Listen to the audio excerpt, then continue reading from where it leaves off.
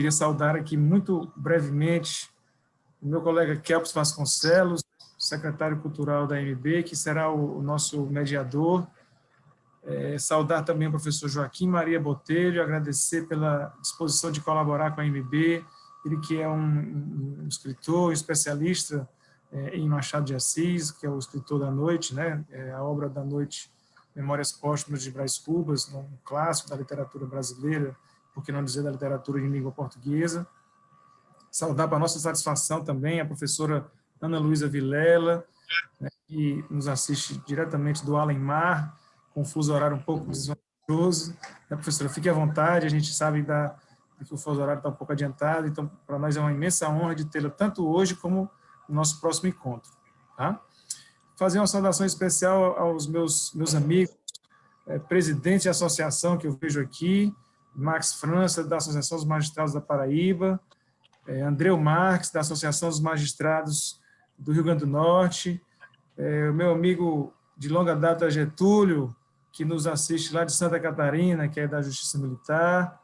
Desculpe se eu não estou vendo alguém presente, na minha tela que aparecem essas agradáveis imagens. Então a nossa fala vai ser bastante breve, né, apenas para justificar a ausência da nossa presidente, Renata Gil, que está em outros compromissos, deve estar agora mesmo com compromissos online em Brasília. Pediu para agradecer a imensa participação dos colegas, a adesão, digamos assim, em massa ao nosso clube de leitura da AMB.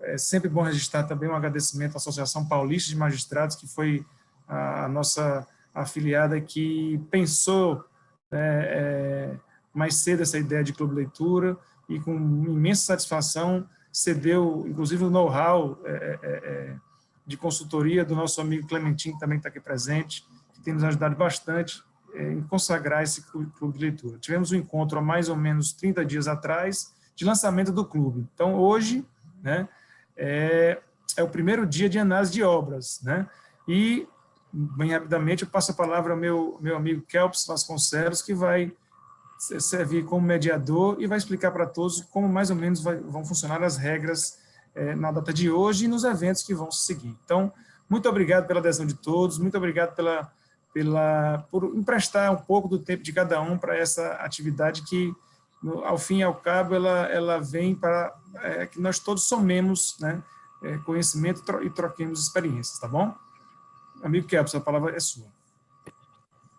Obrigado, Tiago. Uma boa noite mais uma vez a todos. Eu, com muita honra, estou aqui na qualidade de mediador deste primeiro encontro de estudo do Clube de Leitura da AMB, que é uma iniciativa da Secretaria Cultural, com a participação e a cooperação da APAMAGES, né, porque de lá retomamos o know-how, né, dessa atividade, e com uma saudação especial aqui nosso amigo Antônio Clementin, que é o promoter, vamos dizer assim, né, o promotor cultural aqui deste evento, uma saudação ao professor Joaquim Maria Botelho, que vai ser o debatedor, que vai fazer uma explanação a respeito da obra e do autor, e a professora Ana Luísa Vilela, mais uma vez, saudando, né, a sua presença com muita honra aqui neste nosso encontro, ela que será a debatedora no próximo encontro, que ocorrerá no dia 30 de junho de 2021, que é a última quarta-feira do mês de junho, que será a respeito do livro O Crime do Padre Amaro, de Eça de Queiroz. Então,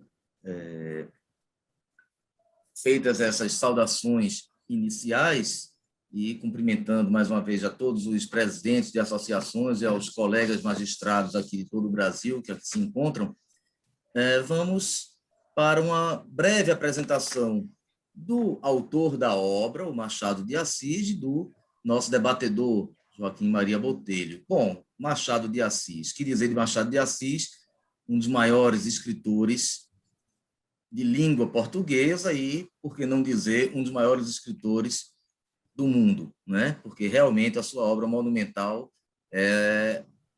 eu diria que se Machado tivesse tido a oportunidade de escrever em língua inglesa ou francesa na sua época, certamente estaria dentre os principais escritores, quem sabe até um prêmio Nobel de Literatura à sua época. Mas Machado de Assis, esse grande escritor brasileiro, que era poeta, romancista, cronista, dramaturgo, contista, folhetinista, jornalista e crítico literário, nos legou uma obra com 10 romances, 200 contos, 10 peças teatrais, 5 coletâneas de poemas e sonetos e mais de 600 crônicas. Publicou a obra Memórias Póstumas de Brás Cubas, que é o livro que nós vamos estudar hoje, em 1881, por meio de folhetins na Revista Brasileira, no período de 15 de março a 15 de dezembro de 1880. Os capítulos foram publicados sequencialmente nessa Revista Brasileira e, no ano seguinte, publicada em livro. E, a partir de reuniões de intelectuais nessa própria Revista Brasileira, partiu a ideia, principalmente de Lúcio de Mendonça, da criação da Academia Brasileira de Letras, com o total apoio de Machado de Assis, que participou de todas as reuniões preparatórias e, em 28 de janeiro de 1897, quando da instalação da academia, ele foi eleito à unanimidade como seu presidente, no cargo no qual ele permaneceu durante 10 anos. Legou obras-primas à literatura de língua portuguesa, tais como Memórias Póstumas, Brás Cubas, Dom Casmurro, A Mão e a Luva, Helena, Esaú e Jacó, Memorial de Aires, dentre outros. E ele faleceu no Rio de Janeiro em 28 de setembro de 1908, aos 69 anos. Veja, que vida profícua, né? Com uma breve passagem aqui conosco, nos legou essa obra magistral. O nosso debatedor, Joaquim Maria Botelho, aqui presente. Ele é jornalista, escritor, mestre em crítica literária, é autor do romance O Livro de Rovana, do volume de contos Lá Dentro e outros 12 livros. Ele assinou traduções do inglês para as editoras Cutrix, Global e Nova Aguilar, e também do espanhol pela Fundação Heinrich Böll. Ele foi presidente da UBE, União Brasileira de Escritores, entre os anos 2010 e 2015, e é membro de várias academias de letras. Também foi curador do Prêmio São Paulo de Literatura e, atualmente, é empresário de comunicação. Muito bem, feitas essas apresentações, e antes de passar a palavra para o nosso debatedor, que vai ter em torno de 20 minutos para fazer a sua explanação a respeito da obra, gostaria apenas de lembrar que, ao final da exposição do professor Joaquim Maria Botelho, nós vamos ter o microfone aberto a todos para debate. Eu vou estar aqui como mediador, lembrando que as perguntas deverão ser feitas num tempo limite máximo de 3 minutos, para que nós possamos dar a oportunidade para que todos tenham a mesma chance de fazer o seu comentário, a sua indagação, a sua crítica, e tenhamos uma participação mais efetiva e igualitária. Tá certo? Pois não, alguém falou? André? Não, foi uma falha no microfone. Pois bem, então, feitas essa abordagem inicial, eu passo a palavra para o nosso querido debatedor, o professor Joaquim Maria Botelho, e em seguida vamos para os nossos debates. Está com a palavra, professor. Muito obrigado. Boa noite a todos, é um prazer estar aqui, sempre divulgando literatura e conversando sobre isso. Eu fiquei entusiasmado não só pela minha participação, mas porque vocês começam com Memórias Póstumas de Brás Cubas e seguem com O Crime do Padre Amaro, que foi, inclusive, um motivo de algumas trocas de farpas entre o Machado de Assis e o Eça de Queiroz, porque o Machado de Assis achava que era um realismo precipitado, né? O Crime do Padre Amaro. Mas, de qualquer maneira, ao aceitar esse convite, eu parti do princípio de que a gente precisa ampliar um pouco, ou ampliar quanto possível, o entendimento da leitura, que é a percepção do conjunto. Então, eu trabalhei colocando Memórias Póstumas de Brás Cubas num contexto, e era um contexto histórico, geográfico e social em que 95% da população brasileira era composta de analfabetos, totalmente.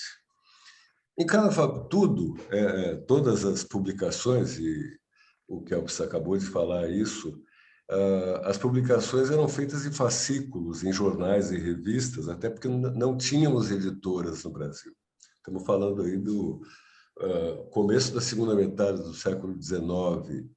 Não tínhamos escola pública estruturada, não tínhamos editoras, tínhamos alguns jornais que eram publicados, inclusive no exterior até, e o que acontecia é que as pessoas se reuniam à noite em casa e em cada família tinha pelo menos uma pessoa leitora, e essa pessoa lia os fascículos, os capítulos de livros para as outras pessoas. Muito bem. Eu vou compartilhar a tela aqui só para a gente ter um guia para a nossa conversa, tá? Ok. Tudo bem, espero que todos me vejam. Eu imagino e pesquisei que o Machado de Assis tem um trabalho que envolve um relacionamento direto com o leitor. Vocês vão ver que dentro de Memórias Póstumas de Brás Cubas, ele conversa diretamente com o leitor por 47 vezes. Ou seja, ele traz o leitor para dentro da obra para ser um julgador das opiniões que ele dá ou dos fatos que ele apresenta. Isso é um traço muito interessante. E adiante eu vou dizer por que ele faz isso, na verdade, né? E o Machado de Assis tinha um projeto literário e tinha um projeto social. Desde Contos Fluminenses, que foi o primeiro livro que ele escreveu, era um livro relacionado ao Rio de Janeiro, especificamente, que era o centro do Império. Reúne uma história inédita e 6 que ele já havia publicado antes, entre abril de 65 e janeiro de 69, no Jornal das Famílias. Veja só que o título já é interessante, porque já remete a essa intenção de reunir famílias em torno da literatura. A intenção do Machado de Assis nesse projeto literário, que compõe também um projeto social, é de formar leitores, ou seja, ele já percebeu rapidamente que tinha muito poucas pessoas que conseguiam seguir criticamente um texto literário, né?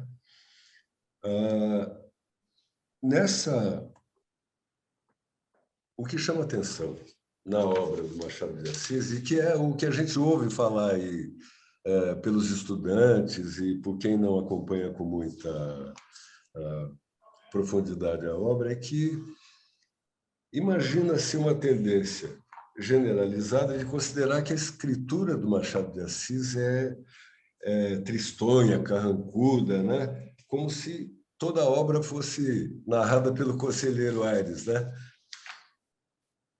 Mesmo na abundante ironia, e isso a gente observa em todos os seus livros, essa ironia que perpassa os seus escritos, o leitor comum parece perceber mais a crítica melancólica isolada do que o riso bergsoniano coletivo.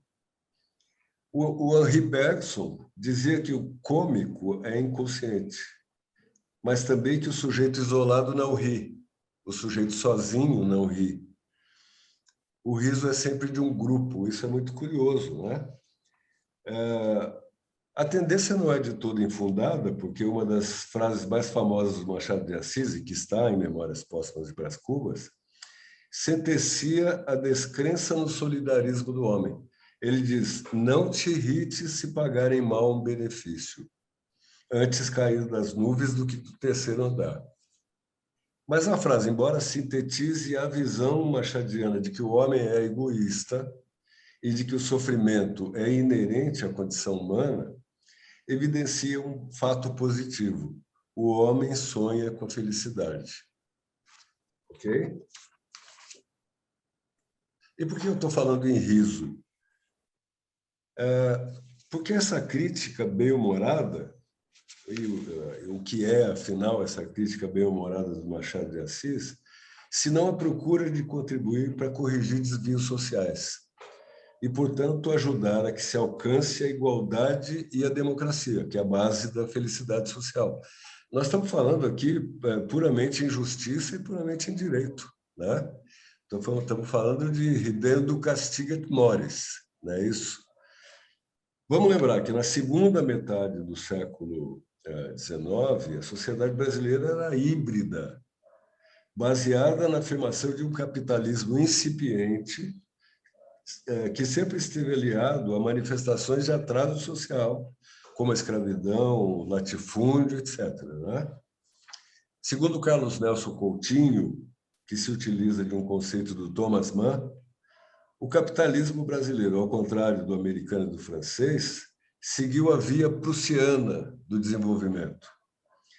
A via prussiana se baseia na conciliação pelo alto e na manutenção da ordem conservadora sob a aparência de mudanças. O reflexo na cultura e na literatura, atingindo diretamente os escritores, inclusive Machado de Assis, é o alastramento de um fenômeno que Thomas Mann chamou de intimismo à sombra do poder. Isso a gente observa muito claramente em Memórias Póstumas, né? O Robert Schwartz, professor da USP, mostra que Machado, na obra de maturidade, rompeu com o intimismo e denunciou a falsidade e a hipocrisia da época. Claro que ele denuncia de uma maneira, às vezes, muito cômica, muito sarcástica, muito irônica e, às vezes, muito objetivamente dura. Os recursos que ele utilizava para esse rompimento foram justamente a ironia e o ponto de vista do proprietário dos escravos. É aquela tal conciliação pelo alto, né? Segundo Schwartz, na sua primeira fase, Machado olha o mundo com o olhar dos de baixo. E na segunda fase, onde se insere Memórias Póstumas de Brás Cubas, ele olha o mundo com o olhar dos de cima e assim desmascara a estrutura racial baseada no favor. Tá? A teoria do favor foi muito bem defendida pelo Robert Schwartz, que era exatamente o fato de que os escritores, os intelectuais, especialmente no Império, viviam de favor no sentido de que eles ganhavam uma prebenda do Império para escrever coisas para as autoridades. Né? Muito bem. Ambição é traço dominante na obra do Machado. Essa também é uma concepção generalizada e que é um traço negativo dos personagens, né? Embora seja muitas vezes um valor apreciado, a ambição tem recebido popularmente conotação de disposição para atingir os objetivos sem preocupação com os meios necessários para isso. Eu vou avançar um pouco a respeito disso nesse próximo tema, que é o descontente. O que eu quero dizer? Se vocês ainda não pegaram ou acham que o que eu estou dizendo está um pouco desconexo, eu os convido a me acompanhar para encontrar conosco o sentido que eu estou tentando estabelecer. Eu quero traçar um paralelo e convocando o leitor para isso, curioso, aquele que se dispõe a uma dose de mistério é aquele que tem a paciência a seguir o nosso pensamento. Se não, vejamos, o ambicioso é aquele que não está satisfeito com o que tem ou com o que conseguiu alcançar. Em outras palavras, o ambicioso é um descontente, um descontente.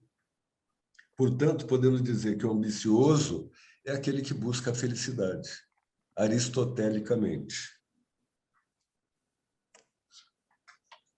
Está aí. O homem é o único ser vivo que ri, dizia Aristóteles.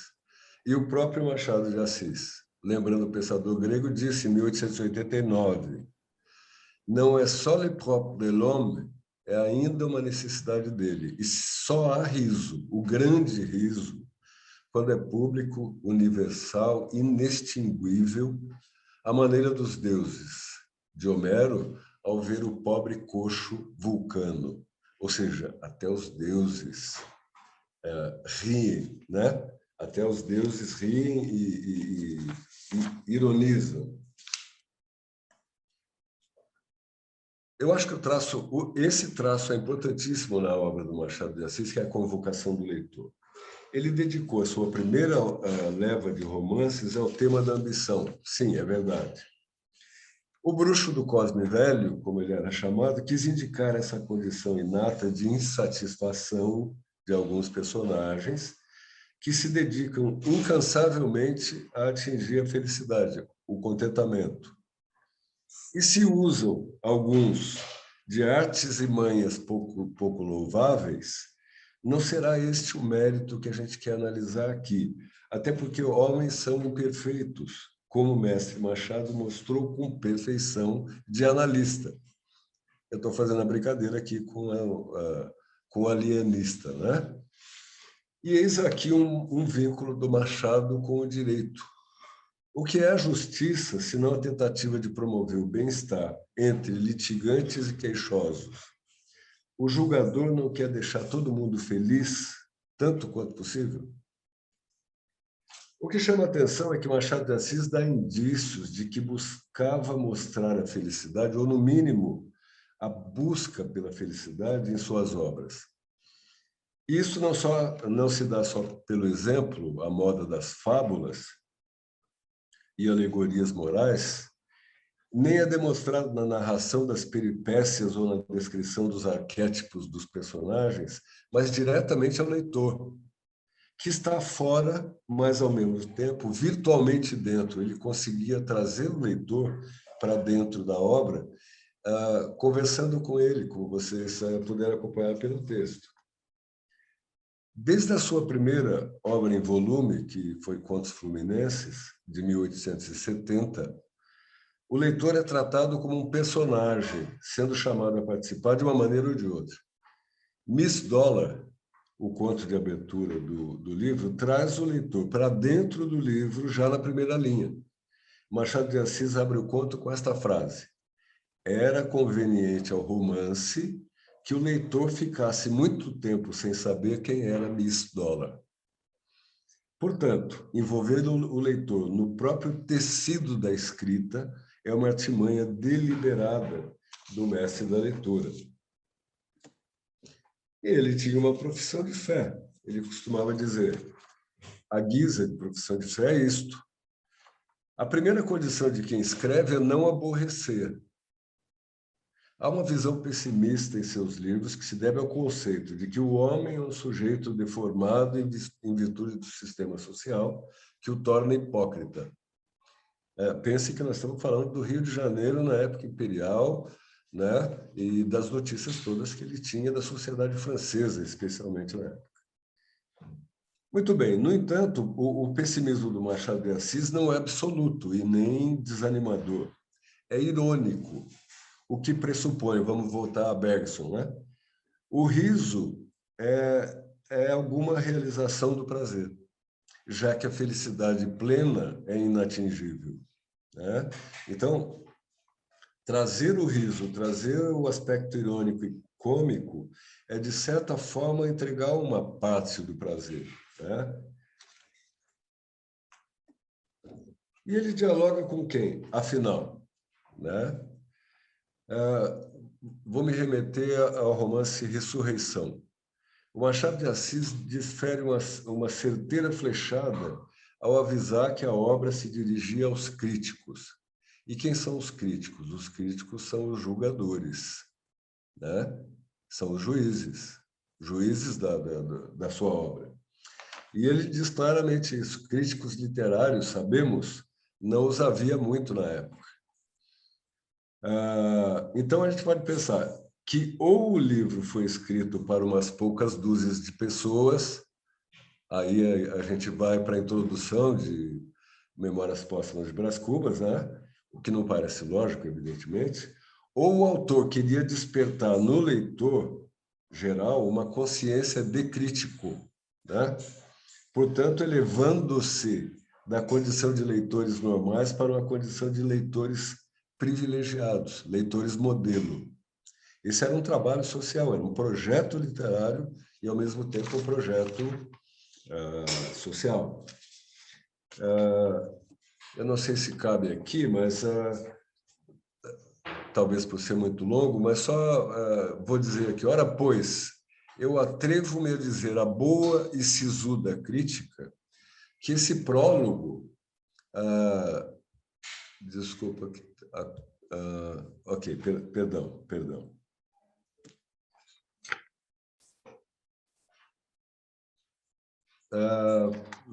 Venho apresentar-lhe um ensaio em gênero novo para mim. Veja que esse gênero novo, o Memórias Póstumas de Brás Cubas, é novo para ele, mas não era novo na literatura. O Renan de Chateaubriand já tinha escrito lá no começo dos 1800, ele escreveu a Memórias de Além-Túmulo, chama Mémoire d'Outre-Tombe, que é escrito exatamente por um autor defunto. É um fulano que depois da morte vai escrever. Eu até recomendo a vocês uma consulta, porque é um gênero fantástico e um autor muito bom. Voltando a Machado, aqui na Ressurreição, o que eu peço à crítica vem a ser intenção benévola, mas expressão franca e justa. De novo, estamos falando de justiça, né? Aplausos, quando os não fundamentam mérito, afagam certamente o espírito e dão algum verniz de celebridade. Mas quem tem vontade de aprender e quer fazer alguma coisa, prefere a lição que melhora ao ruído que lisonjeia. Isso é pura filosofia, né? Muito bem, novamente o leitor. Eu fiz um cotejo rápido entre Ressurreição e Memórias Póstumas. Perdão, voltei aqui.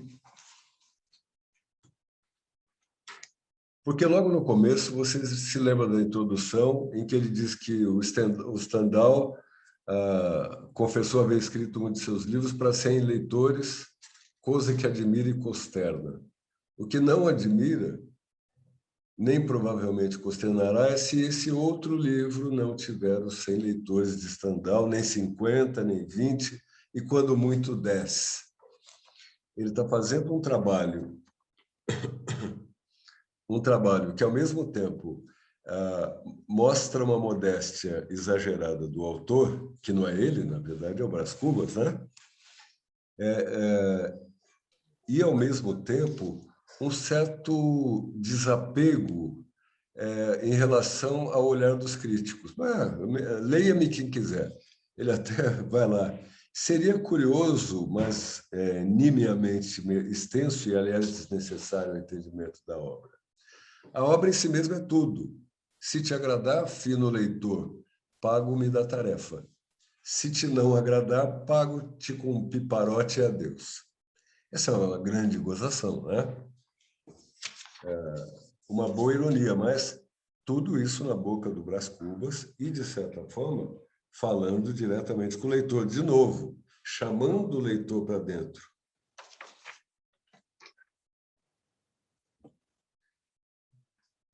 No quarto romance de Machado de Assis, que é Yaya Garcia, que é considerado o último romance da primeira fase, a fase romântica, né? é o último livro em que ele aborda o tema da ambição. Na prática, ele mergulha no realismo a partir daí, né? Segundo a Lúcia Miguel Pereira, que é a grande estudiosa do Machado de Assis, em Yaya Garcia é que Machado de Assis se liberta do romantismo. Por quê? O romantismo era muito comportado, era muito cheio de regrinhas e de limites, e a gente tinha, o autor, ele, não podia dar chibatadas pela via da ironia como ele pretendia, né? Agora, é interessante lembrar que em Yaya Garcia, e depois em vários outros romances e contos, trechos em que Machado de Assis exibe para o leitor a felicidade como fruto de desejo dos ambiciosos. De novo, ambição. Às vezes ele antecipa e aproveita a interpretação do leitor para construir a sua narrativa. Tá? Mas falar de felicidade, ele falava com muita cautela, né?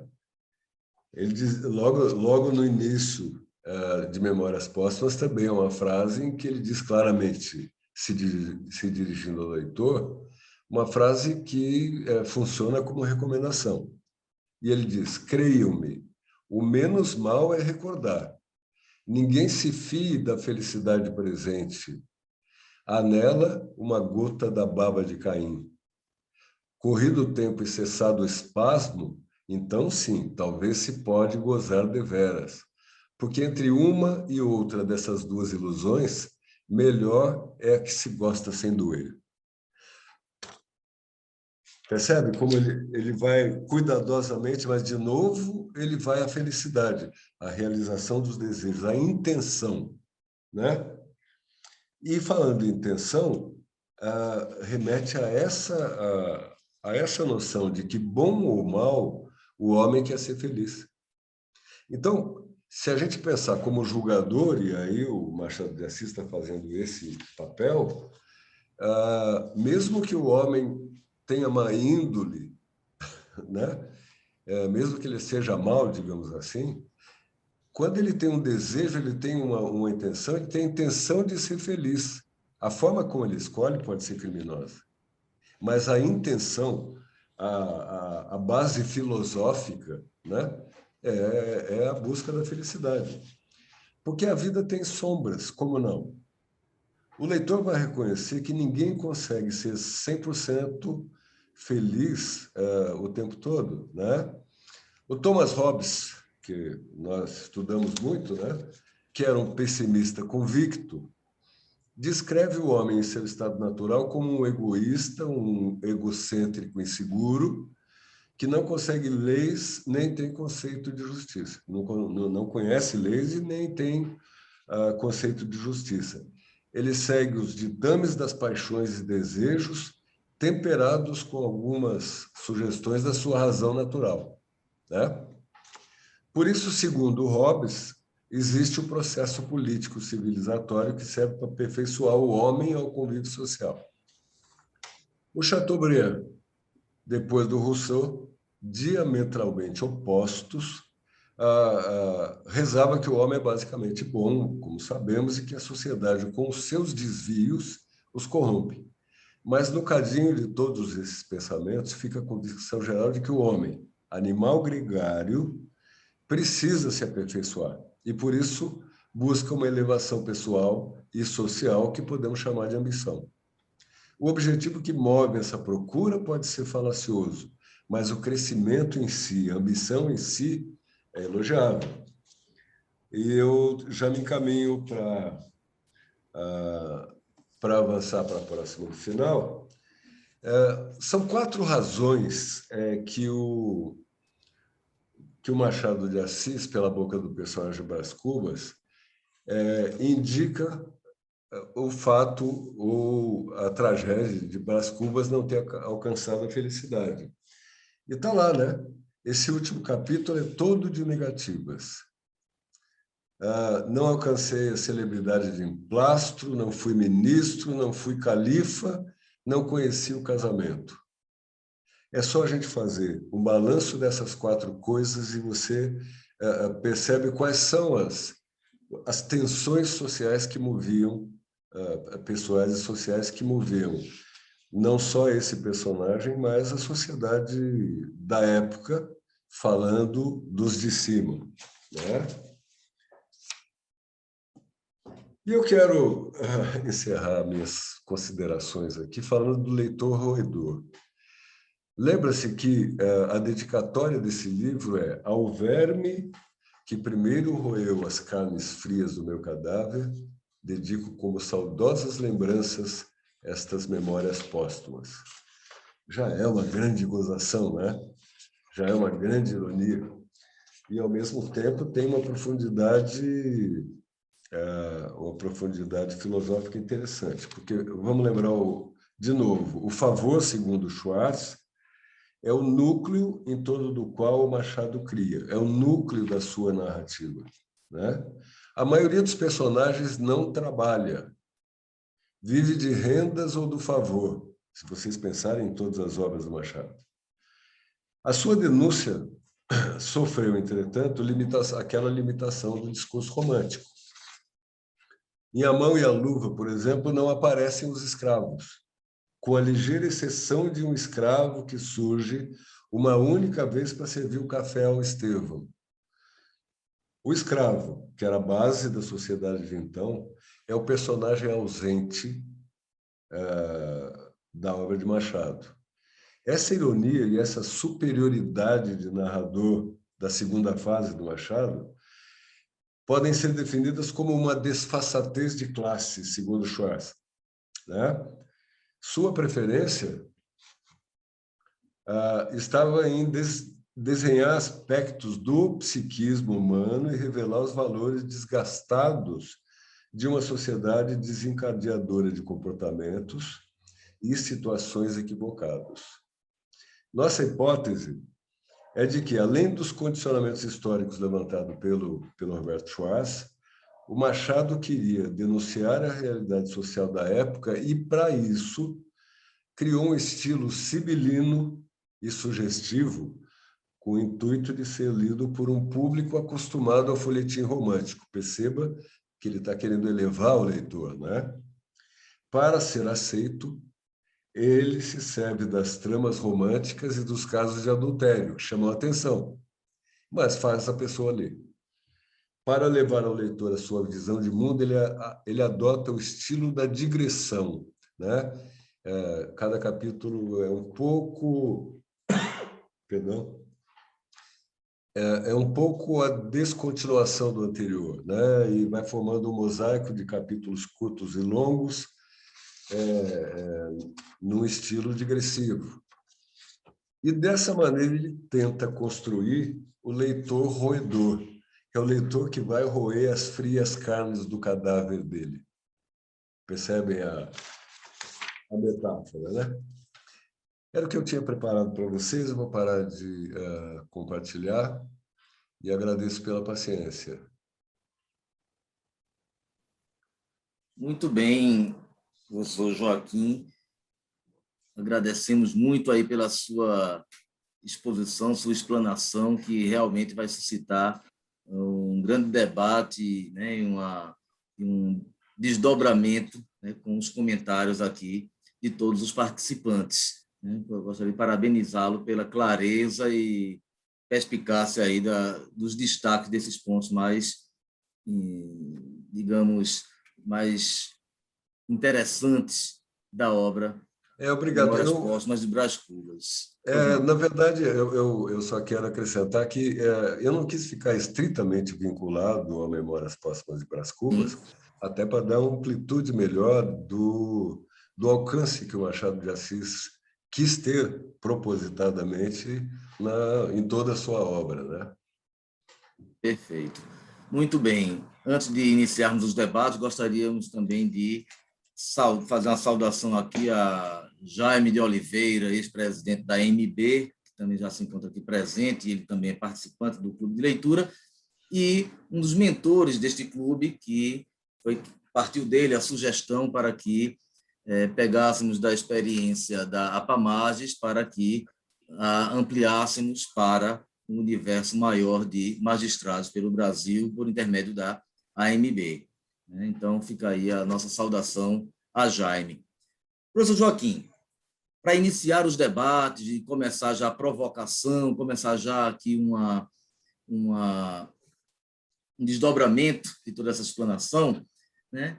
Eu gostaria de falar o seguinte: o Machado de Assis, um homem de origem humilde, negro, praticamente se fez como um autodidata, né, pelo esforço pessoal, vivia numa época em que o Rio de Janeiro, a cidade do Rio de Janeiro, tinha apenas cerca de 200 mil habitantes, né? Não havia, como o senhor falou aqui, editoras que publicassem os livros, né? Eram publicados por capítulos em fascículos, né? Em revistas ou jornais, periódicos, e ele conseguiu fazer dessa, digamos assim, dessa forma de expressão pela literatura atingir um público não só para a sua época, como até hoje e para, certamente, a posteridade, né? E a gente observa que a sua característica, uma das suas principais características é a de ser um crítico social, né? Um crítico da sociedade de sua época, né? Algo que é como se fosse um repórter do seu tempo, algo que poderíamos comparar, se fôssemos para a música, com um Noel Rosa, né? Que fazia daqueles seus versos, né? Um verdadeiro retrato do Rio de Janeiro daquela época. Pois bem, existe o regionalismo, vamos dizer assim, porque restrito a um âmbito muito limitado, né, para o tempo, e existe aquilo que nós podemos falar de universalismo de sua obra, né? O próprio Ariano Suassuna, ele era um escritor que rechaçava a pecha de um escritor regionalista, né? O escritor Raimundo Carreiro, falando sobre Ariano, mas que também se aplicaria ao próprio Machado de Assis, ele dizia que o Ariano, a obra de Ariano era universalista porque ela opta pela estética, pela imagem, pela metáfora e pelo símbolo. Então, isso traz, né, um universalismo para a obra de Ariano, e eu diria que isso também se aplicaria a Machado de Assis. Eu gostaria que o senhor, por gentileza, fizesse uma análise dessa dicotomia entre o regionalismo e a universalidade da obra do Machado de Assis. Ok.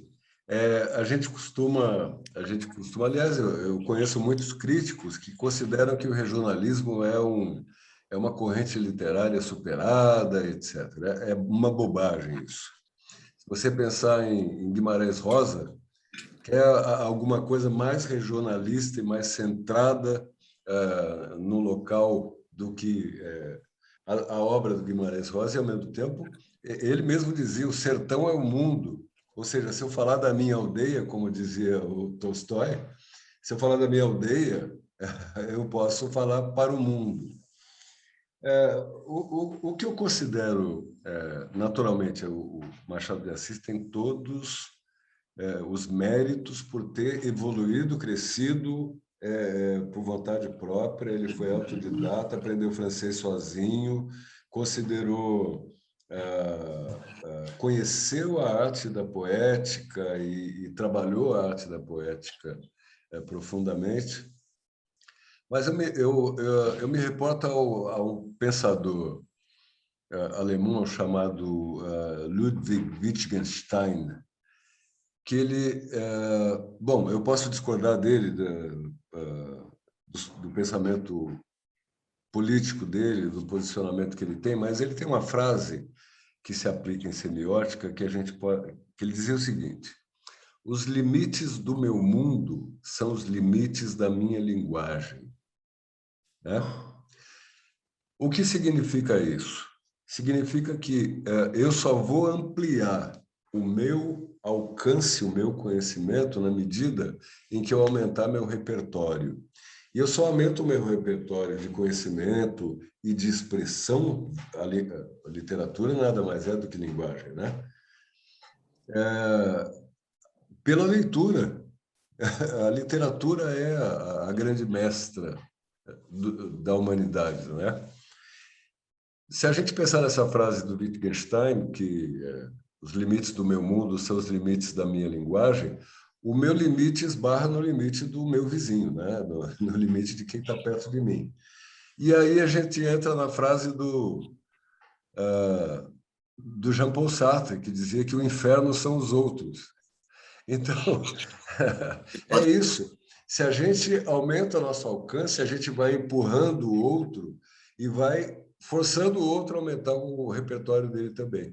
Eu acho que, de certa maneira, o Machado, aí voltando para a sua pergunta, de certa maneira, o Machado aumentando o seu próprio repertório, estimulando os leitores a aumentar a sua capacidade crítica em relação não só ao que ele está lendo, mas em relação ao que está sendo descrito dentro da realidade social que o cerca, ele está promovendo uma transformação do regional, do local para o universal, né? Da mesma forma que ele está promovendo o leitor comum ao leitor crítico, né?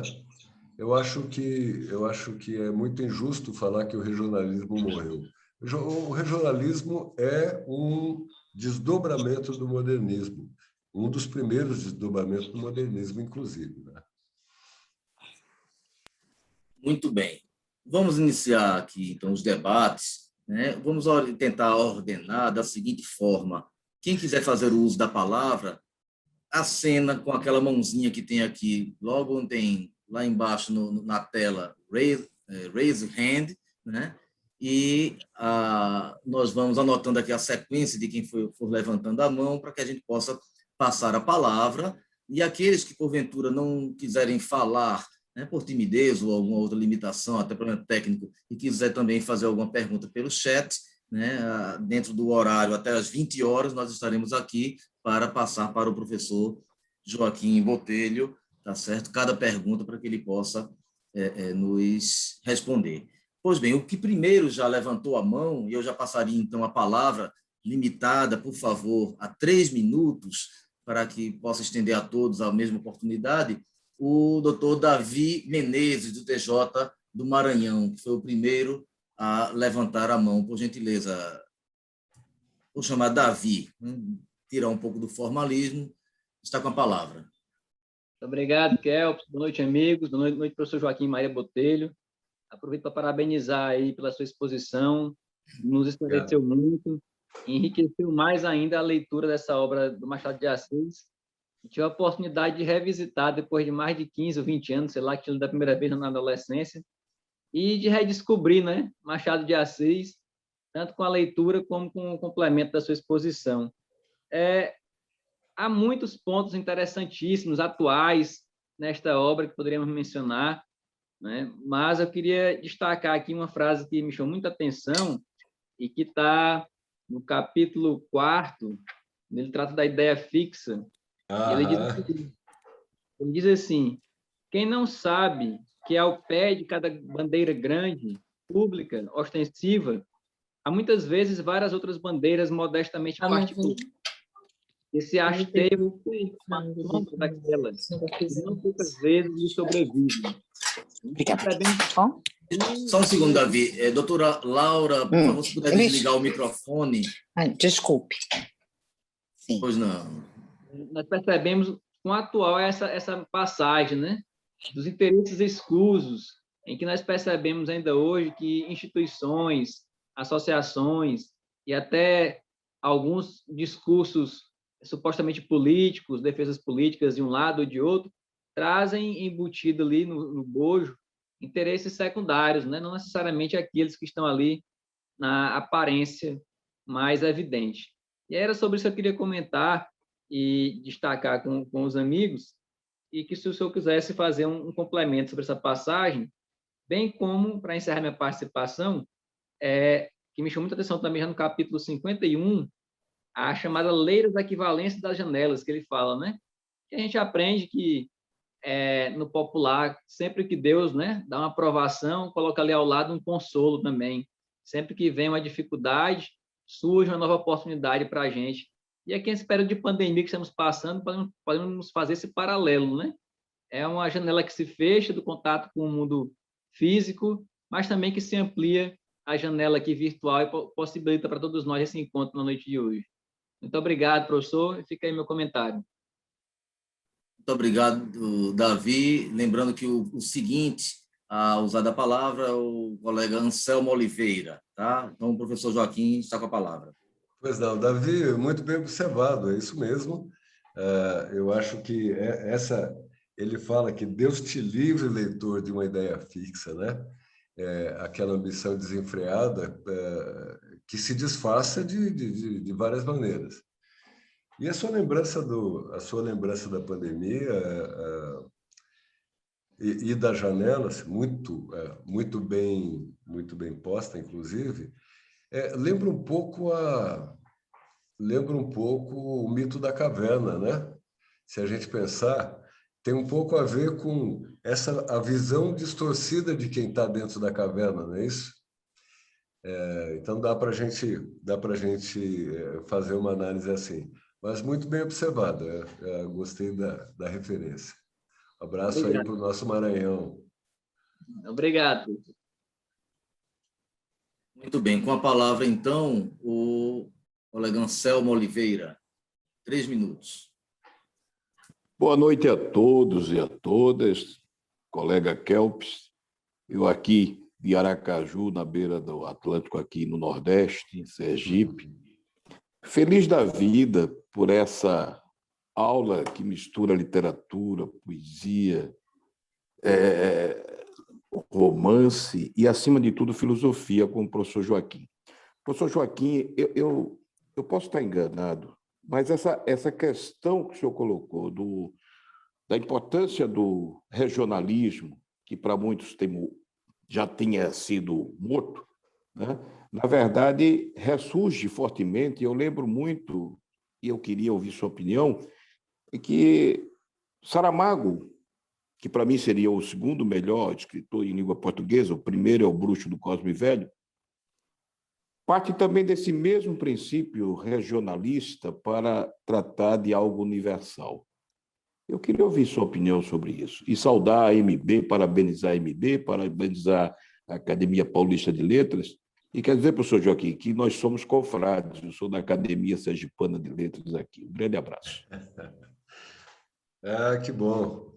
Muito obrigado pelos cumprimentos e adoro Sergipe. Sempre que posso, vou até aí. Meu caro, você tem toda a razão. Deixa eu colocar uma coisa. Quando falamos em regionalismo, a gente precisa pensar que houve um movimento inicial de definir a identidade do brasileiro.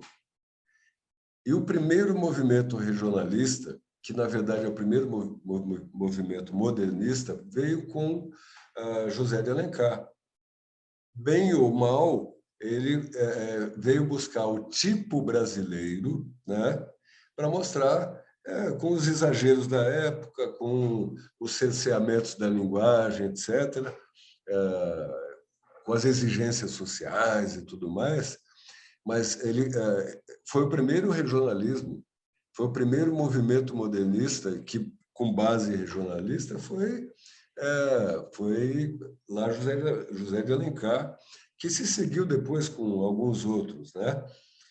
Veio uma segunda onda com Euclides da Cunha. Euclides da Cunha é um precursor do modernismo brasileiro, com o trabalho que ele fez em cima de um núcleo, né?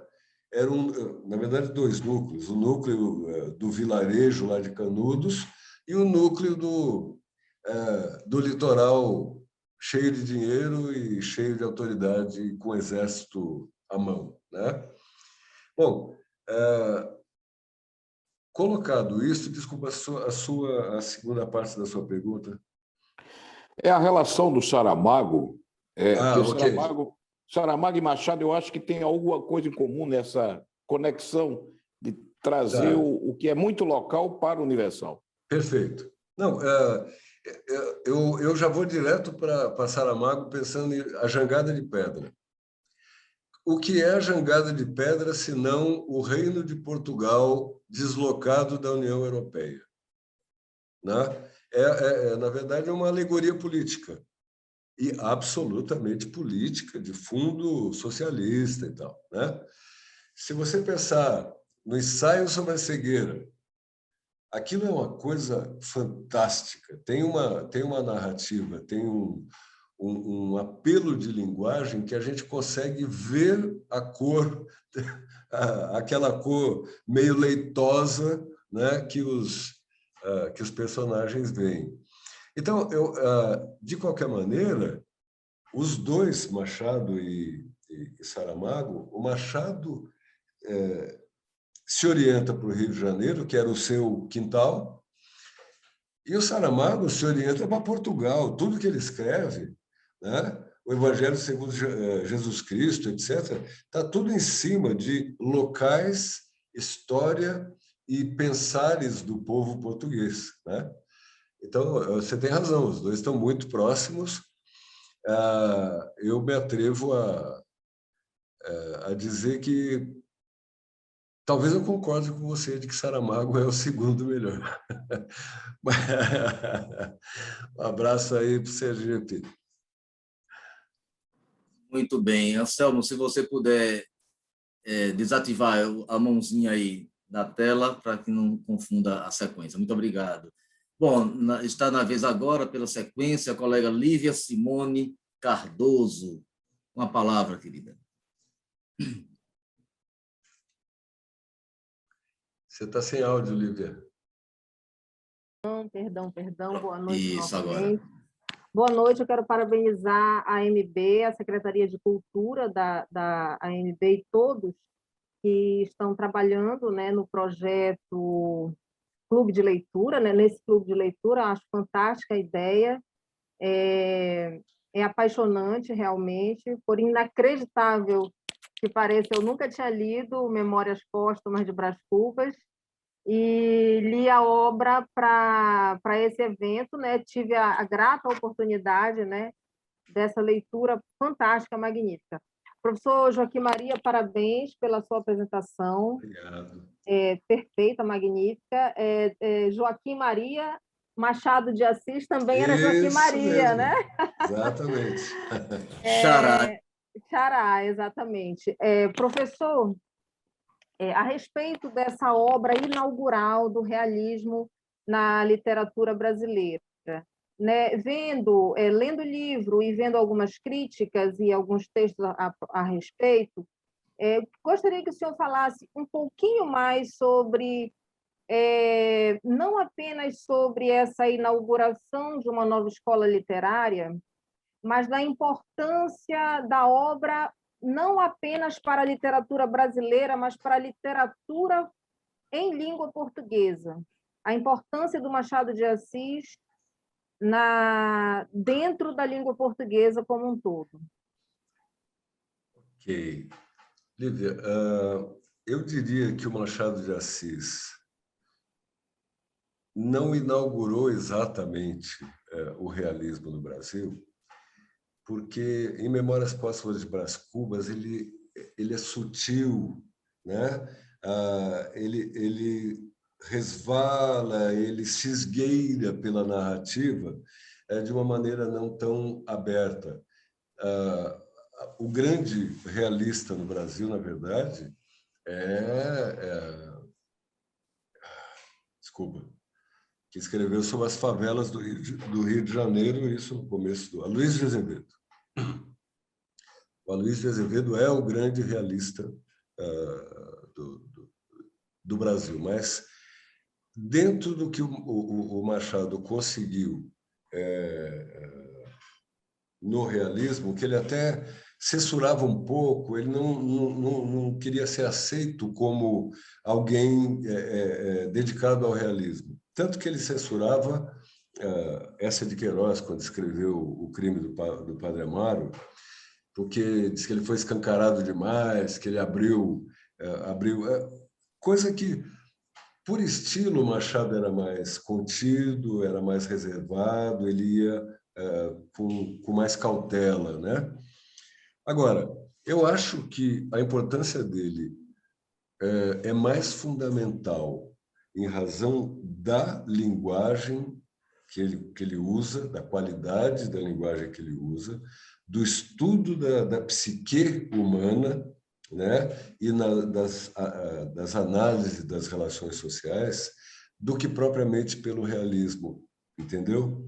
Eu acho que a importância do Machado de Assis como para o universo, isso eu estou falando para o mundo, porque ele é lido em todos os lugares e elogiado em todos os lugares.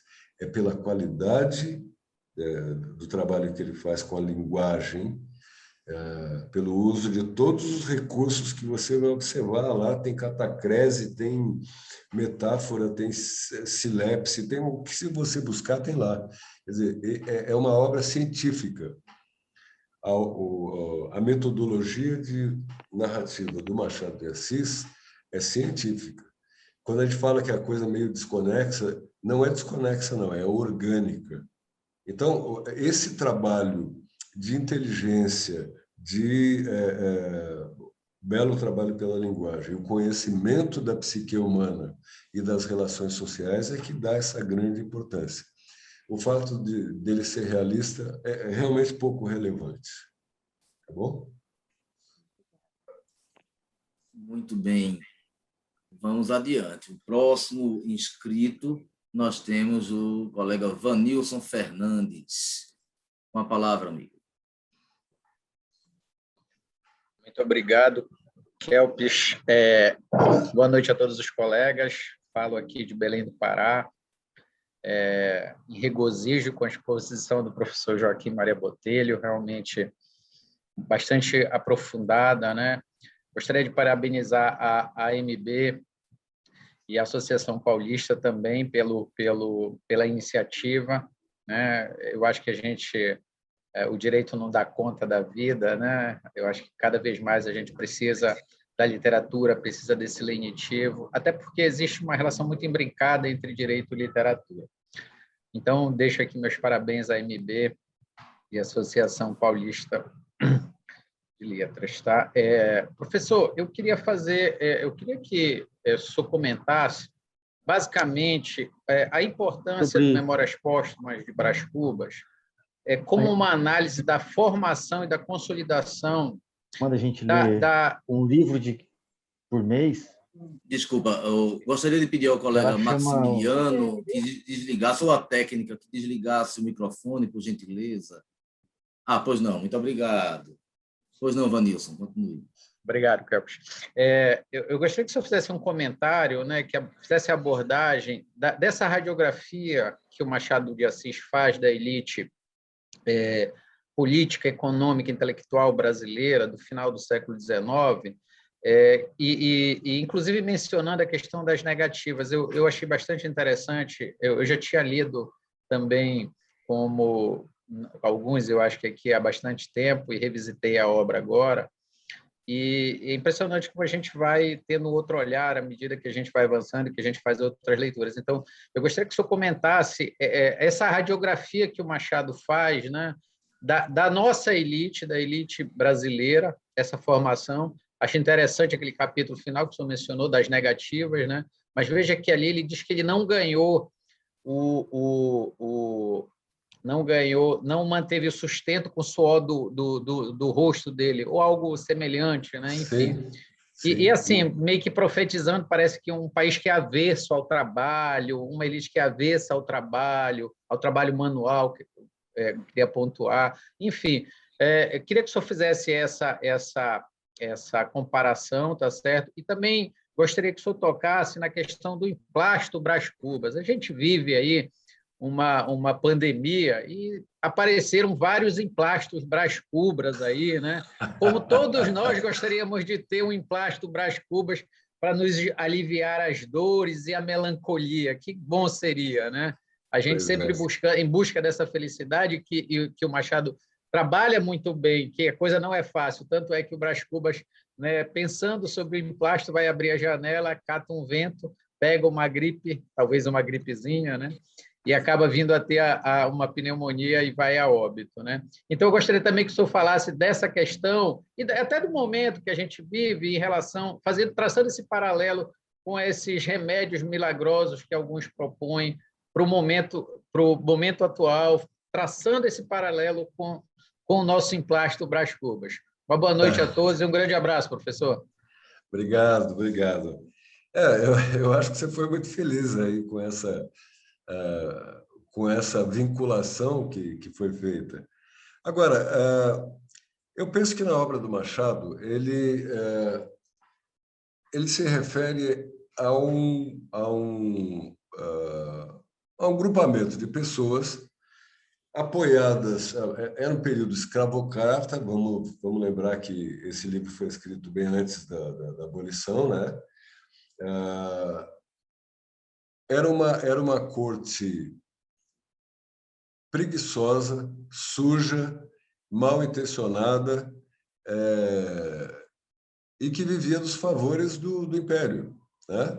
Vivia dos favores do imperador, especificamente, e do grupo que o rodeava ali. Naturalmente, toda essa questão que ele levanta, note que nessa mesma frase ele fala que ali ninguém trabalhava. As pessoas viviam penduradas no favor do rei, no favor do imperador. Esse era um ponto, né? Um ponto impressionante. A segunda,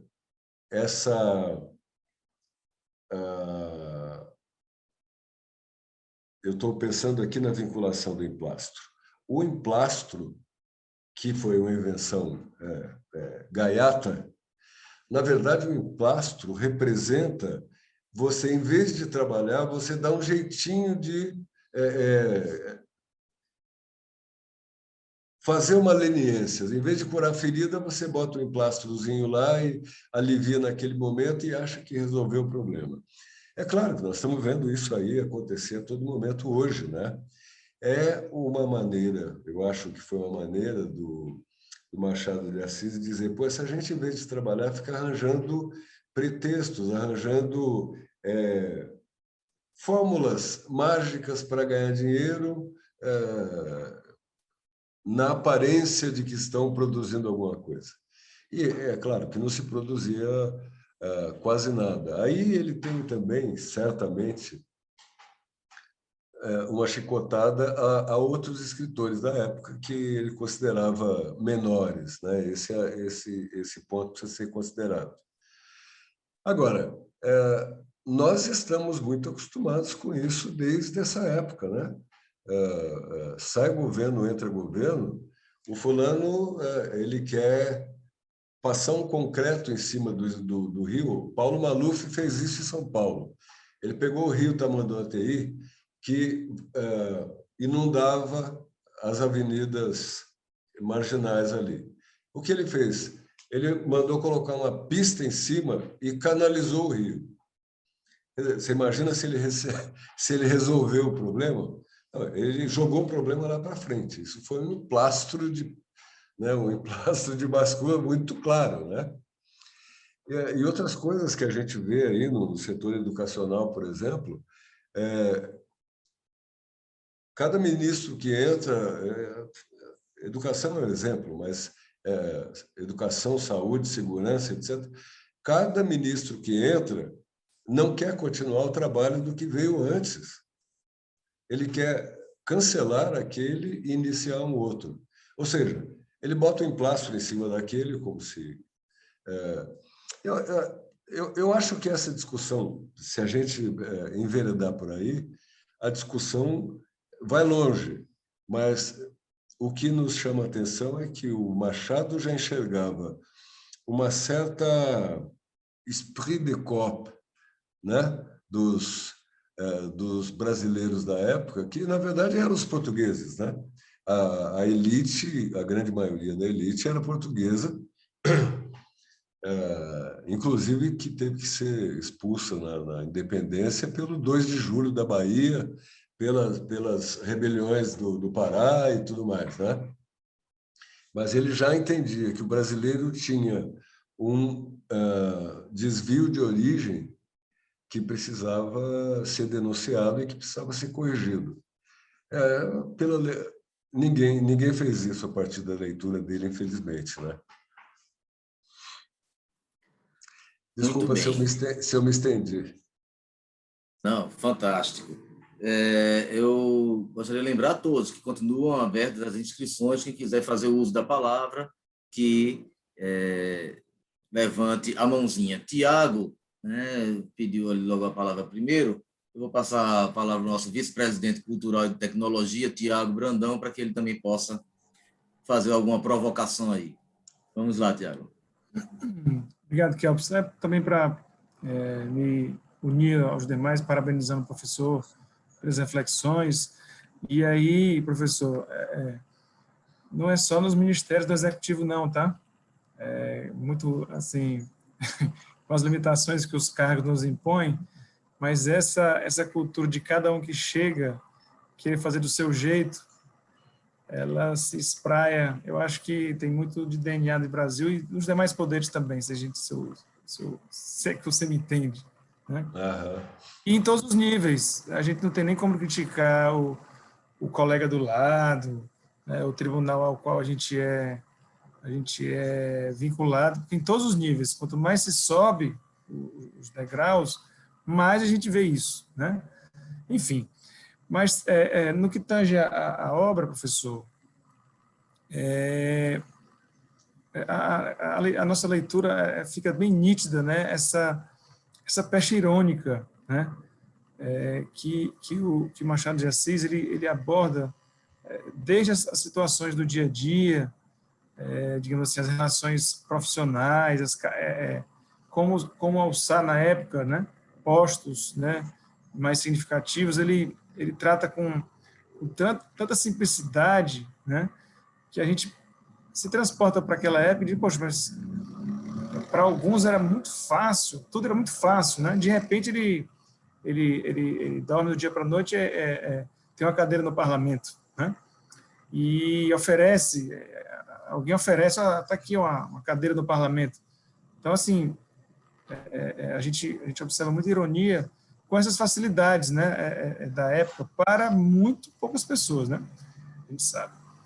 E curiosamente, a gente falou isso na reunião de ontem, preparatória, e eu chequei aqui com os colegas, e aí, assim, mera curiosidade, né? Que, assim, chamou a atenção. Quando eu vi o termo, eu digo, poxa, espera aí, né? Eu não sei se ele também se referiu a esse termo ironicamente ou se referiu ao termo não pela função que exerce, mas por ser a esposa, né? De quem ocupa essa função, mas se os colegas tiverem curiosidade, lá no capítulo 80, ele fala do termo presidenta. Aí eu chequei com outros colegas que têm outras obras, que eu vi que a minha estava bem mochiluquinha, que estava mais barata lá da livraria. Mas não é problema o Kelps está brincando. Será se a tradução? Não é problema da tradução, né? Ele fala assim, aspas, na verdade, se referindo ao eu acho que é o Costa Lobo, né? O Lobo Neves. Na verdade, um presidente, se referindo a ele, uma presidenta, se referindo à esposa, né? A Vigília, né? Um secretário, se referindo a si mesmo, que seria o convite que ele recebeu. Mas ele fala aqui, uma presidenta, né? É só uma curiosidade aí, que foi, não sei se ele falou ironicamente por ser a mulher do presidente, né? E não a presidente, né? Mas na hora que eu vi, me chamou a atenção. Então, eu me lembro da nossa conversa de ontem, que né? Você ficou surpreso e eu também, porque, para mim, o Machado de Assis não cairia numa armadilha gramatical como essa. Certamente não. Então, eu confesso que eu não fui pesquisar o que conversamos, mas eu tenho certeza de que o Machado de Assis deve ter usado isso como ironia, porque ele não cairia nessa armadilha de ir contra a gramática. Pelo contrário, ele era castiço no uso da língua portuguesa, né? Mas bem observado. Eu vou reler esse ponto para refrescar a memória. Muito bem. Na sequência, temos inscritos Davi Menezes novamente e Antônio Clementino. Davi, que você já falou antes, poderia passar primeiramente para o Antônio Clementim, você se importaria? Sem dúvida, meu amigo, fica à vontade aí. Vamos lá. Até porque o Clementim também é maranhense, né? E vai honrar também aí as bandeiras do estado do Maranhão. Eu também inscritos que não falaram ainda, eu cedo minha vez sem problema nenhum. Sem problema nenhum, mas você continuará com a palavra logo em seguida. Clementim, por gentileza. Clementim, me permite a interrupção, só para falar para o Campos que a colega Márcia está gesticulando. Eu estou vendo. Depois do Clementim, então, ou depois do Davi, aí vocês que se resolvem. Obrigado. Áudio, Clementim. Está seu microfone, Clementim, por gentileza. Desculpa. Eu sei que o Eça de Queiroz ele é muito bem cultuado em Portugal, tem uma fundação Eça de Queiroz, eles fazem anualmente o seminário queirosiano.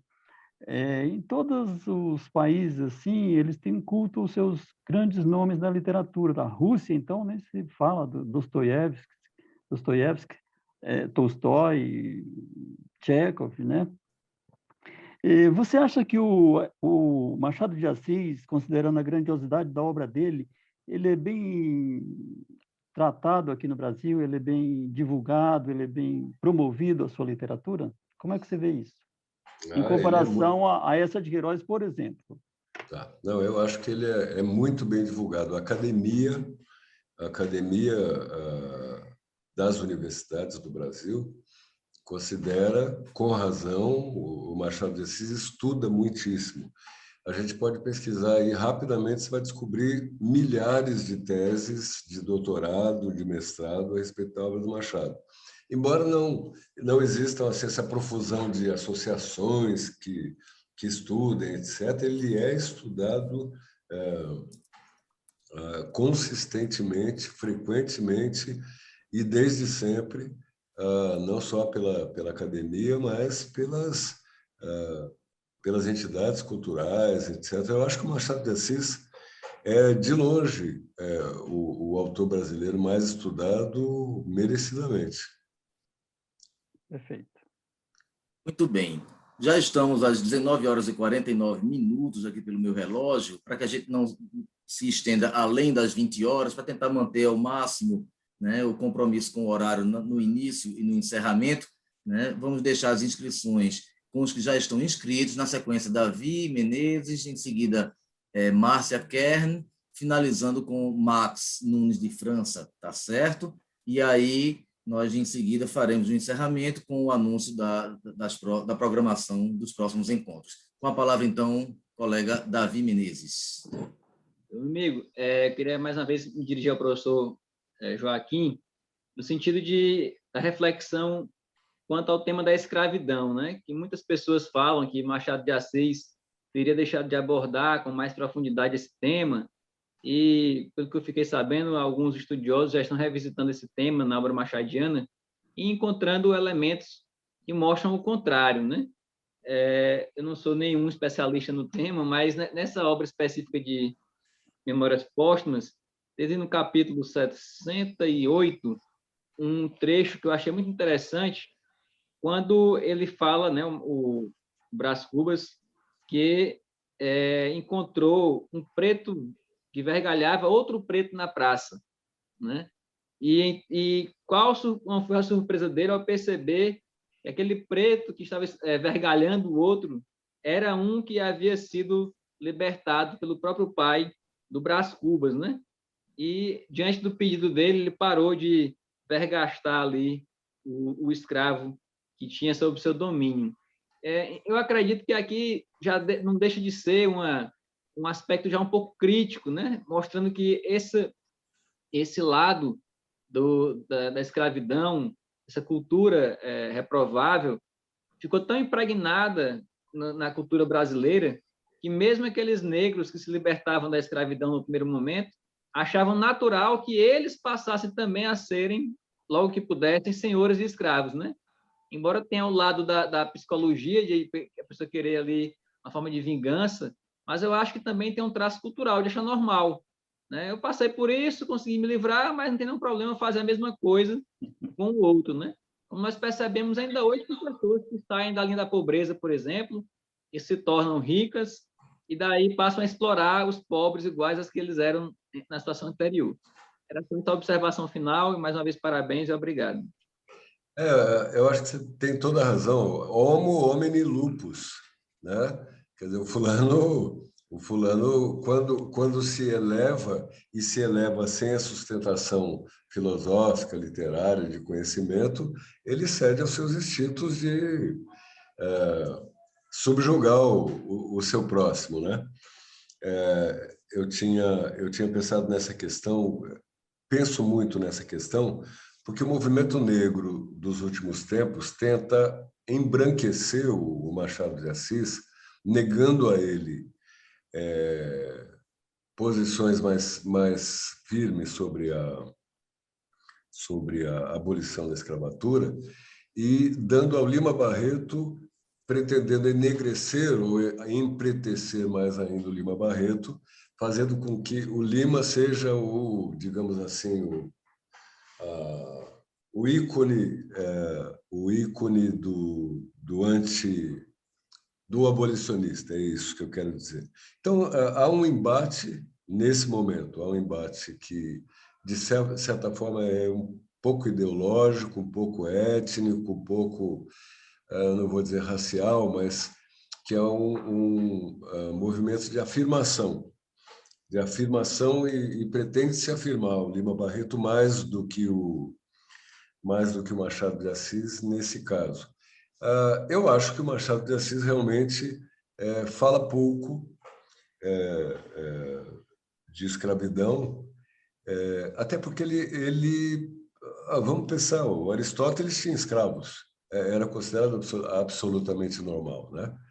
E para os pensadores da época, para os escritores da época, para intelectuais da época, era totalmente normal você ter escravos. Embora isso já fosse longamente discutido como danoso, criminoso, etc. Mas eu acho que o Machado de Assis um pouco tentou escapar do debate, né? Escapar do debate mais profundo. É isso. Muito bem. A colega Márcia Kern, e em seguida Max, para que a gente possa fazer o fechamento. Uma palavra. Boa noite, colegas. Boa noite, professor Joaquim. Parabéns pela iniciativa. A propósito das considerações que o senhor fez sobre machadianos, eu sou uma machadiana. Eu sou mestre em literatura brasileira pela Universidade Federal do Rio Grande do Sul e estudei especificamente Dom Casmurro. E tenho satisfação de colocar para os colegas uma coisa que é notória, né? Machado é ícone mundial. Os ingleses amam Machado de Assis, principalmente pelas alusões a Shakespeare, né, de quem ele era fã. Então, a lista que o senhor menciona na sua fala, eu sou leitora assídua do Schwartz, eu acrescentaria também John Gladstone, e como não poderia deixar de ser, Ellen Caldwell. Eu acho que qualquer mulher que pense a respeito de gênero precisa ler Ellen Caldwell. Ellen Caldwell tirou, depois de 1950, quer dizer, quase 60 anos, né, depois da edição de Dom Casmurro, Ellen Caldwell traz à discussão a questão do ciúme, né, de Dom Casmurro, né, de Bento Santiago.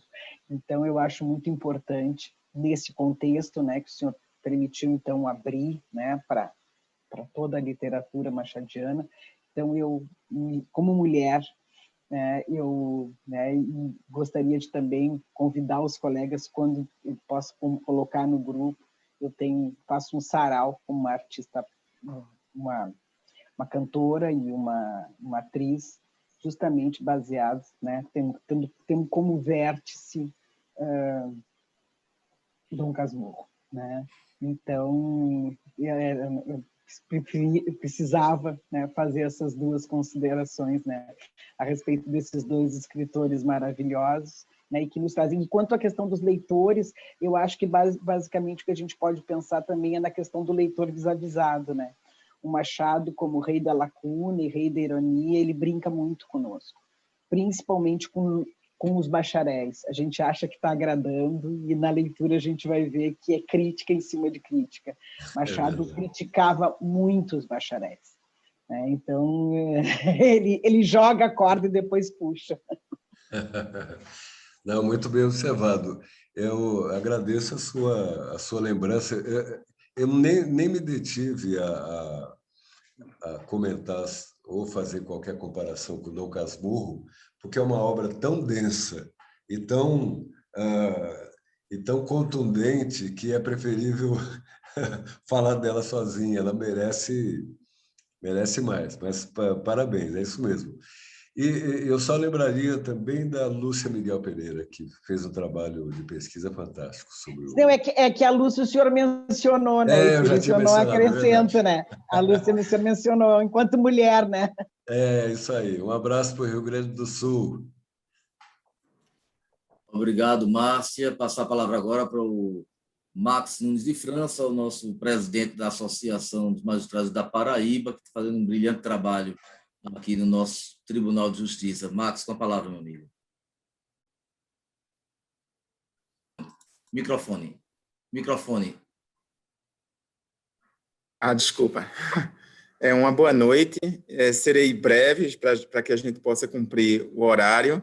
Em primeiro lugar, parabenizar aqui a MB, nosso vice-presidente de Cultura, Tiago Brandão, que comanda essa mesa hoje. A você, Kelps, nosso secretário de Cultura, ao colega André, o presidente da Amarne, e ao colega Jaime, ex-presidente da MB, e sintam-se todos saudados, e o professor Joaquim Maria Botelho pela excelente explanação que nos fez hoje sobre a obra. O assunto que eu ia comentar já foi comentado por Davi, que era esse episódio da crítica à escravidão, quando o negro Prudêncio, que lá no início, não no início, mas numa fase anterior da obra, Brás Cubas, descreve Prudêncio como sendo um moleque que ele montava, que era o escravo dele, e lá numa segunda etapa, ele traz e descreve esse mesmo Prudêncio que já estaria liberto e açoitando um outro escravo na rua. Então, eu comentaria essa questão da crítica à escravidão, se esse episódio não seria uma crítica velada à escravidão da época e como esse assunto era visto na ocasião. E trago também uma reflexão aqui. Recentemente, essa obra ela foi uma explosão de venda nos Estados Unidos. Se essa explosão de venda nos Estados Unidos da obra traduzida de Memória Póstuma, que se esgotou em 1 ou 2 dias nas livrarias dos Estados Unidos, segundo notícias aqui do G1, se ela está ligada a essa questão também racista. Qual a sua opinião nesse sentido? Muito bem. Você falou do Prudêncio, que ele recupera de moleque para preto forro depois, né, alforreado. Mas eu preciso lembrar o seguinte, ele usa alguns nomes que se repetem ao longo da obra. Por exemplo, Luiz Garcia tem em 2 ou 3 dos romances dele. Então, acho que, de uma certa forma, ele faz uma espécie de resgate da obra anterior, talvez até para empurrar as pessoas a lerem as suas obras, as obras anteriores. Mas eu concordo com você que esse pescar, esse guindar a figura do Prudêncio e tratá-lo em 2 momentos diferentes, que parece não ter muita ligação com o contexto da história do Brás Cubas, me parece ser meio que uma espécie de fábula mesmo, né? Olha, era pequenininho, eu botava bridão nele, ele botava freio, né? E esporeava ainda, ele ainda dizia que esporeava e ria cruelmente, né? Montando o pobre do moleque. e que mais tarde ele acaba virando, libertando. É uma espécie de, me parece que, uma espécie de evolução social, né? Parece que ele está querendo dizer, olha, se vocês querem crescer como civilização, é assim que se faz. Eu acho que você tem razão nessa observação. Você tinha mencionado uma outra coisa, eu perdi? A respeito da recente explosão de sim. vendas da obra nos Estados Unidos. Eu confesso que eu não saberia explicar.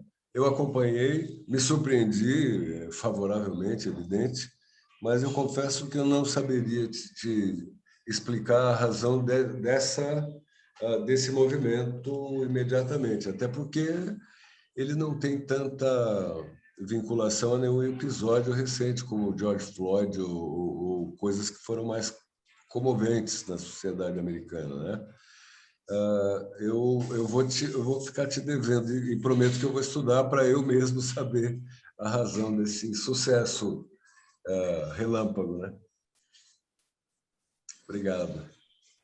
Muito bem, estamos nos aproximando aqui do final do nosso primeiro encontro de estudo do Clube de Leitura da AMB, né? E gostaria de propor, Jaime, antes de a gente fazer o encerramento, você como propositor, como idealizador desse projeto do Clube de Leitura, se você quiser fazer uso da palavra também para, enfim, para nos trazer um pouco dessa sua vivência, né, em Clube de Leitura, na Pamages, né, e agora na AMB, fique à vontade. Obrigado, Kelps.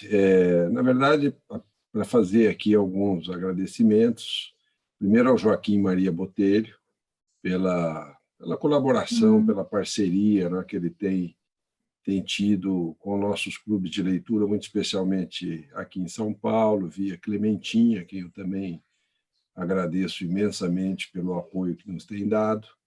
E dizer que eu estou extremamente feliz, honrado por ver o projeto se concretizar. Não é? Foi um projeto que a gente levou à discussão ali com o Tiago Brandão, com quem também eu convivi um bom tempo e ficamos amigos ali na vida associativa.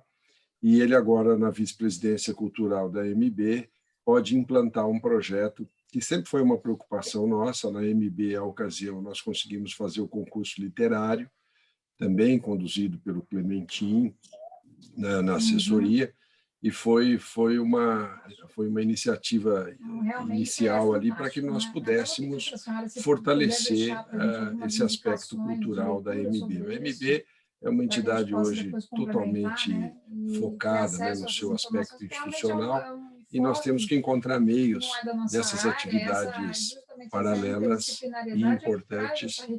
Que elas... Tem alguém com o microfone ligado, está vazando aqui um áudio. Eu vou fazer o seguinte. Pois não, eu creio que já desligaram, pois não. E aí eu estou dizendo, então, da importância de se concretizar o que hoje nós estamos fazendo aqui. Então, eu parabenizo muito o Tiago Brandão, que é o vice que efetivamente implanta o projeto, agora na AMB, a você, e a equipe toda do Departamento Cultural da AMB, que conseguiram viabilizar esse projeto. E ele realmente tende a ser um grande sucesso, como tem sido aqui em São Paulo o Clube de Leitura, que a Pamages já há algum tempo vem desenvolvendo com um êxito muito grande. Então, só para dizer que fico muito contente de rever vários amigos aqui, como Anselmo, Getúlio e vários outros. Mas eu estou com interferência aqui, então vou encerrar por aqui. Muito obrigado, Jaime. Bom, e vamos partir para o encerramento, mas antes temos 2 avisos. O primeiro deles é lembrar que no próximo mês teremos o segundo encontro de estudos propriamente com O Crime do Padre Amaro, obra de Eça de Queiroz, com a participação da professora doutora portuguesa Ana Luísa Vilela, que esteve conosco logo no início deste nosso encontro, que é da Universidade de Évora, em Portugal, e especialista na obra de Eça de Queiroz, inclusive tendo publicado livros sobre aquele autor, né? Então, vai ser no dia 30 de junho, última quarta-feira do mês de junho, no mesmo horário, das 18h30 às 20 horas. E no mês seguinte, no mês de julho, na última quarta-feira do mês de julho, dia 28 de julho, mesmo horário, a obra Triste Fim, de Policarpo Quaresma, de Lima Barreto, aproveitando já o ensejo das homenagens dos 140 anos de nascimento, né, daquele escritor, Lima Barreto. E o segundo aviso que eu gostaria de dar é que a AMB firmou um convênio com o Centro Cultural Zarinha, que é daqui de João Pessoa, mas que ele tem cursos, inúmeros cursos na área cultural. Então, para os magistrados associados e seus familiares, né, tem inúmeros cursos online disponíveis na área cultural, de artes plásticas, arte literária, enfim, que vale a pena fazer. E nós estamos com as inscrições abertas até hoje, às 23h59, inscrições abertas para um sorteio que vamos fazer de 2 vagas para um curso de aperfeiçoamento na língua portuguesa, lá pelo Centro Cultural Zarinha. Então, é uma promoção, né, um sorteio que vai se realizar na próxima sexta-feira, depois da manhã. É inscrição até hoje. Coloquei o link aí no chat para quem quiser fazer essa inscrição e concorrer a essas 2 vagas. Pode ser para o magistrado ou algum de seus familiares, e aí é só fazer a inscrição online, ok? E, finalmente, agradecer mais uma vez a presença de todos. Realmente fico muito comovido com a participação efetiva, né, com a receptividade, né? Hoje tivemos quase 60 pessoas participando ao longo do trabalho. Nós tivemos um número superior a 200 inscritos hoje no Clube de Leitura da AMB, embora saibamos que nem todos efetivamente participam em todos os encontros, né? Então, vai ter um público aí flutuante, né, ao longo dos meses, e nós tivemos uma boa participação. Agradecer imensamente, penhoradamente, ao professor Joaquim Maria Botelho, que realmente nos legou um grande incentivo ao estudo e à leitura da obra de Machado de Assis, né? E esperamos também voltar a poder contar com a sua presença mais adiante em algum outro encontro dessa natureza, né? Agradecer a Tiago Brandão como vice-presidente, em nome de quem também agradeço à presidente Renata Gil, que permitiu a implantação deste clube de leitura. Agradecer ao nosso promotor cultural, Antônio Clementin, que faz todo o aparato técnico de bastidores para que tudo funcione ali a contento, como de fato está acontecendo. Agradecer a todos os colegas inscritos e participantes aqui deste encontro e convidá-los para esses próximos encontros. Então, agradecer finalmente a APAMAGES, mais uma vez, a Academia Paulista de Letras, com quem temos essa parceria, né, neste grupo, né? E, mais uma vez, dar uma boa noite a todos e que possamos nos imbuir desse gosto cada vez mais acentuado pela literatura. E vamos ler O Crime do Padre Amaro, para que possamos aproveitar ainda mais. Olha aí, Davi já mostrando aí, já está com a obra em mãos. O Crime do Padre Amaro, para que a gente possa ter um proveito ainda mais significativo no próximo encontro. Jaime? Só para lembrar e incentivar o pessoal, porque aqui normalmente é o pessoal que gosta de literatura, que provavelmente nós estamos vendo lá, é possível que o vice-presidente ainda leve adiante também o projeto de realizar mais um concurso literário. Então, o pessoal já ir rascunhando as suas linhas aí para um segundo concurso literário. Isso, de fato, já estamos alinhavando aí, né, as bases desse próximo concurso, que certamente será feito no segundo semestre para o início do próximo, né, no primeiro semestre do próximo ano. Então, vão escrevendo aí seus contos, suas crônicas, suas poesias para se inscreverem, para que seja tão bem sucedido quanto foi o último concurso literário que a AMB promoveu. Então, muito obrigado e uma boa noite a todos vocês.